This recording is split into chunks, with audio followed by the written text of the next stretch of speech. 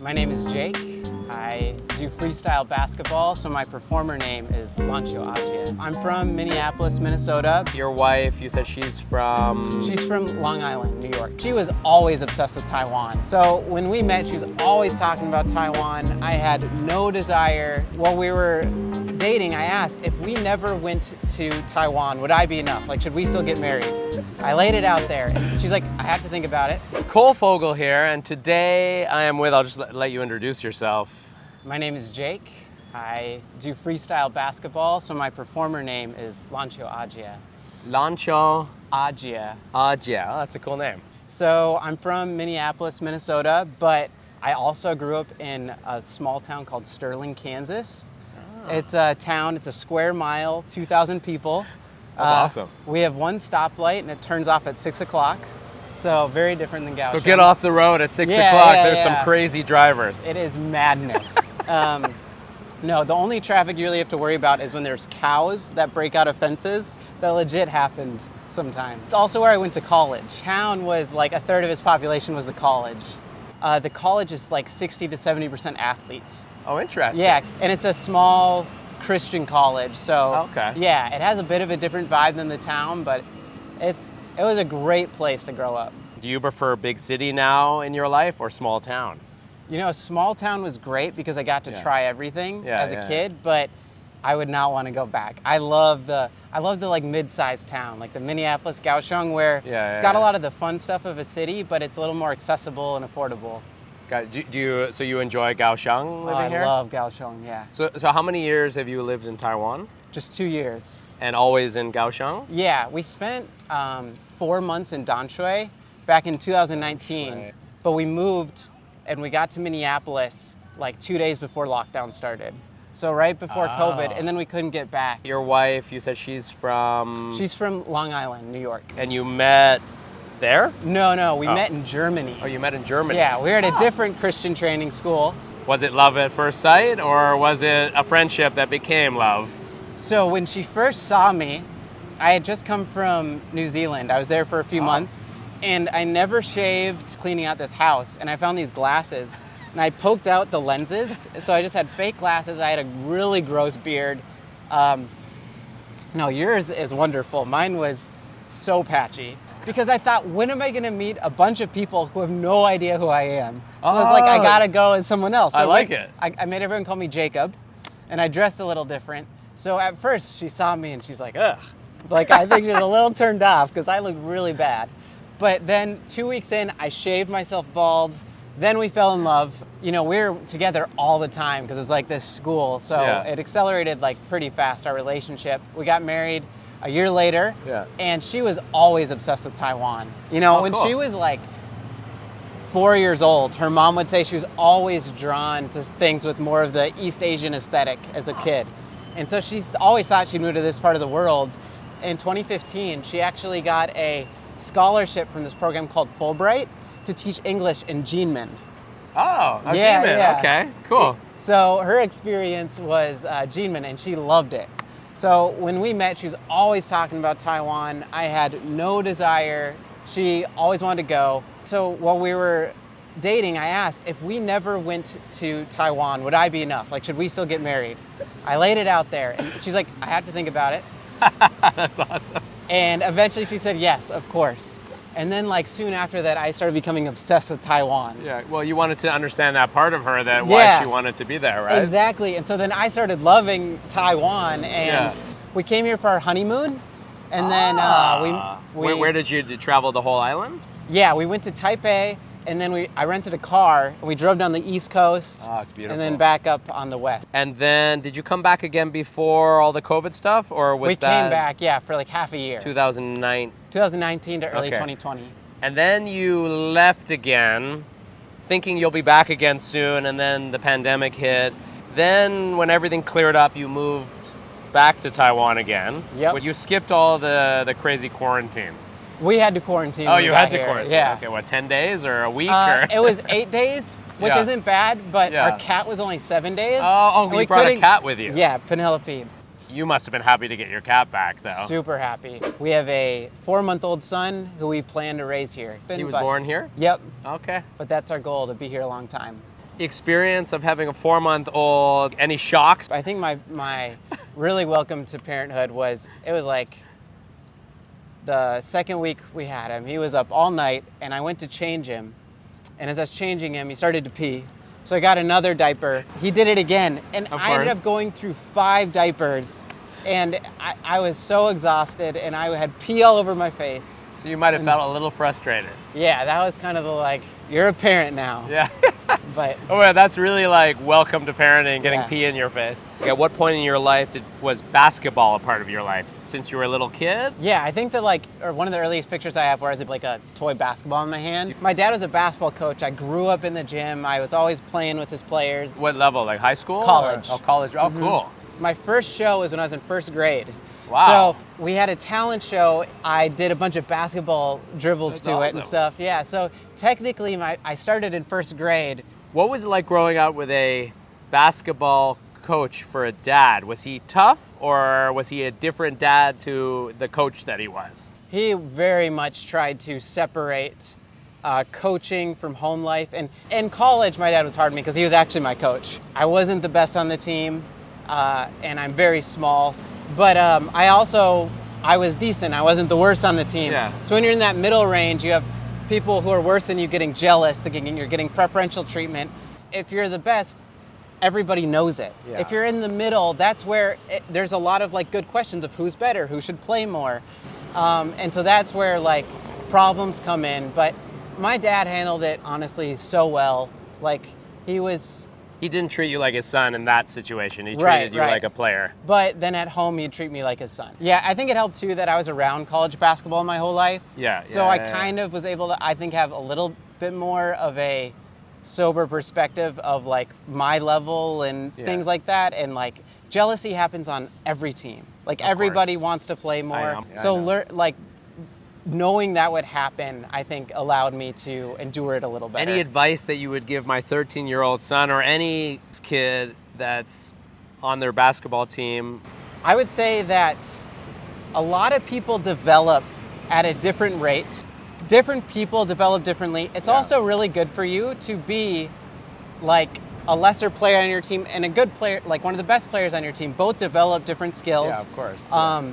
It's hard. I just think I would say like, it's gonna be hard. Like you can't just take the hard emotions away. Yeah. But what you can do is practice and be a great teammate. If you are going to support your teammates, coaches will see that. Yeah. That'll be good for you. And when you do like nice things on the outside, it changes your inside. Yeah. When you're focusing on yourself, that's actually bad for you. Like you feel worse. Yeah, 100%. But when you're focusing on others and trying to be there for them, then your like insides change. Do you have any weird or unusual stories about your life in Taiwan up till now?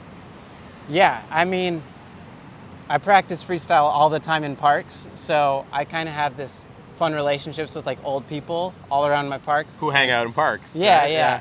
There's one guy who for a while where I'd practice on this badminton court, he'd sit on a bench nearby, and then he'd lift his shirt up and put it over his head, and he would raise his hands in the air and then start yelling. I had no idea what was going on. I've never heard or seen that, so that's not a common... That was a very strange one. Honestly, I feel like at the parks, like once a month, I have some crazy interaction. I was just gonna say, because of your freestyle, you spend every day probably in the park. Yeah. You come across weird stuff. What's the weirdest food you've ever tried here? Honestly, I couldn't even tell you. All the like weird meats I probably tried. Intestines or... yeah, all that. I love that kind of stuff. Oh, interesting. Oh yeah. My favorite food is probably swan la tong, the hot and sour soup. I think I really like the sour and spicy combination. Oh. So in Kansas, I never had Chinese food ever. All right, so you really got into Asian food or Taiwanese food here. Yeah, after meeting my wife. Before that, had like nothing. That she really like opened up a world to you that may not have been a thing for you, right? Yeah, exactly. Is there anything you can't get used to after 2 years in Taiwan? You know, I've come from the Midwest, so a little bit of Minnesota nice and like the over politeness. And here people are very kind, but sometimes people are a little more focused on what's in front of them at the moment.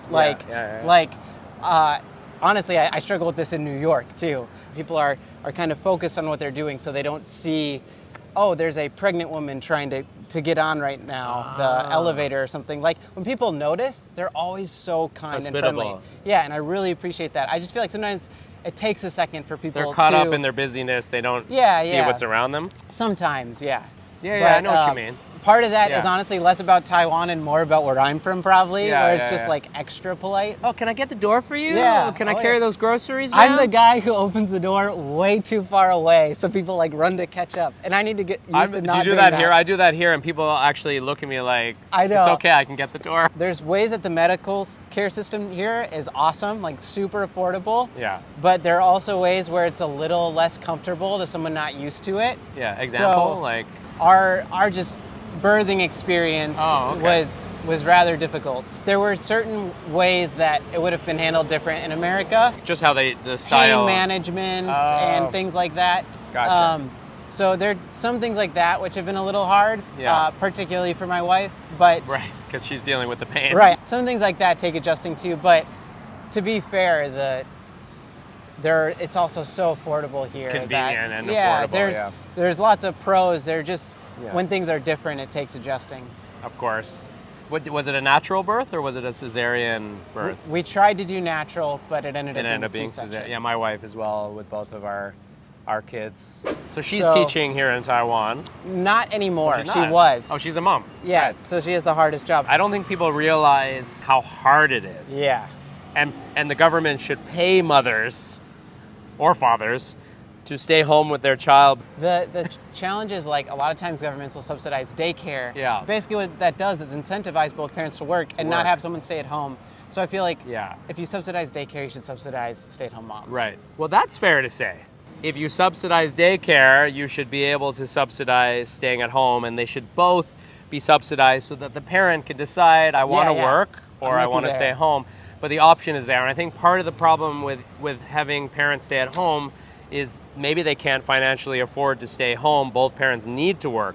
So if the government subsidizes it, it gives the woman or the man an opportunity to decide, oh, okay, well then I would like to stay home. Yeah. And maybe there would be more caregiver or homemakers if the government helped. Yeah. You joined this, what do you call them? LAD, Liberty and Dream. And it's a freestyle basketball, Diablo, and freestyle football crew. We meet all over and do all sorts of performances, and those guys are amazing. They do a lot of crazy things. A lot of them have a lot more breakdancing background, so they're all incredible, and I learned so much just because they can do things I can never do. So we do performances all over, but for practices, they're open to the public here in Cultural Center. And if you want to learn more too, just on Instagram, LAD. Walk me through the first thing that you're doing right now. So with one basketball, there's kind of a few different types of freestyle. There's spinning, where you do tricks where you're spinning the ball. Flow, where the ball is like rolling around your body and you're kind of spinning it like in different catches. Wow. And then there's dribble, where you're dribbling a basketball. My son, his mouth's gonna drop open when he sees what you're doing. And he's gonna probably try for the next 3 months, and I hope he can eventually, you guys can meet and you can demonstrate. Is that the easiest way to start, or do you start with your thumb? Or start with your index finger or your middle finger. Yeah. I always have to do both in case if I injure a fingernail. Right. But you want to spin it on your fingernail, actually. Oh, okay. Yep. And really, it's just practice. You just gotta rep it. It's not like any sort of secret. Just keep practicing, and eventually your finger muscles, you'll get the feel for it. And you were saying that it's actually easier for you to juggle 3 than 1 or 2. I think that audiences really like the 2-ball tricks, just how they look. But in terms of the freestyle community, what I'm best at is 3 balls. It's just what I practice the most, and I'm not as good at dancing as the other freestylers. Well, you have friends that can teach you the dancing, right? Yeah, they're really good at some of those kind of tricks. Watching you with the 3 was amazing. Then you were doing 4. Was it the 4 where you were making it look like it was almost like a computer thing moving?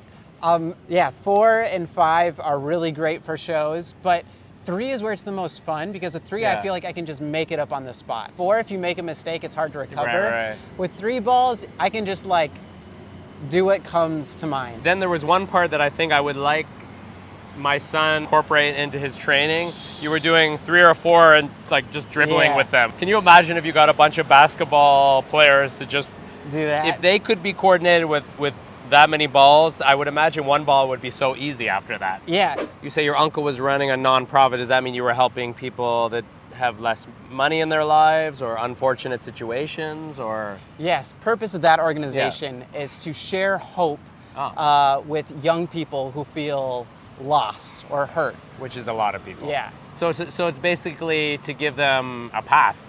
Yep. And sharing hope. And there's this belief that we feel a lot of loneliness, but we believe that God is always with us and that He's for us. And so sharing the hope that comes with knowing someone who's always with you. Because I think there are times when we all feel lonely, and it is comforting to know that there is an energy that is always there no matter what your circumstances, right? Yeah, yeah. Which is beautiful. Yeah, I was teaching at my, I also teach in a bushiban. Yeah. And we were talking about Ghost Month.